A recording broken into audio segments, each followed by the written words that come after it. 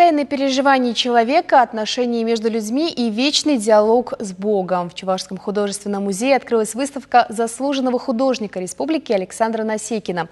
Его работы экспонировались как в России, так и за рубежом. Многие работы находятся в музеях и частных коллекциях по всему миру. Эта персональная выставка – 19-я в его творческой биографии. В 4 залах музея представлено около 100 работ за последние 5 лет. Александр – художник-график. Штрихи, точки, линии и пятна – так создаются графические работы. Штрихами, вот такими мелкими, я работаю очень давно. Уже практически все мои работы вот за последние 25-30 лет сделаны в такой манере.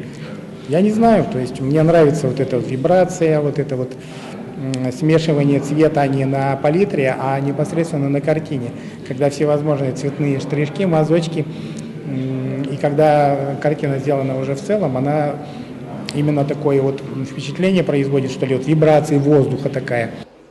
Первая персональная выставка Александра Насекина состоялась в 1991 году в Чебоксарах. Спустя 2 года его картины уже выставлялись в Москве и Германии, а в 1998 он стал заслуженным художником Чувашии.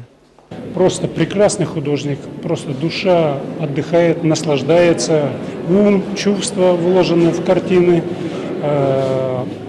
Полностью он владеет профессиональным искусством современным. Вот, поэтому я думаю, всем есть чему у него поучиться и вдохновиться. В своих работах автор размышляет о таких категориях, как время, любовь, пространство, физическое ограничение и духовная свобода. Особый интерес у художника вызывают возможности и способности человека. Его герои часто принимают странные позы, при этом их лица спокойны и не выражают никаких эмоций. Это мир душ, который не подчиняется законам физики, говорят искусствоведы. И каждая работа, она уникальна, она заставляет задуматься о таких смысловых, фундаментальных, стержневых задачах человека в этом мире. Для чего мы здесь? Его работы притягивают словно магнит и заставляют задуматься о самом сокровенном в жизни человека – цене счастья. Александр Вакарчук, Мария Николаева, Константин Козлов, Вести Чувашия.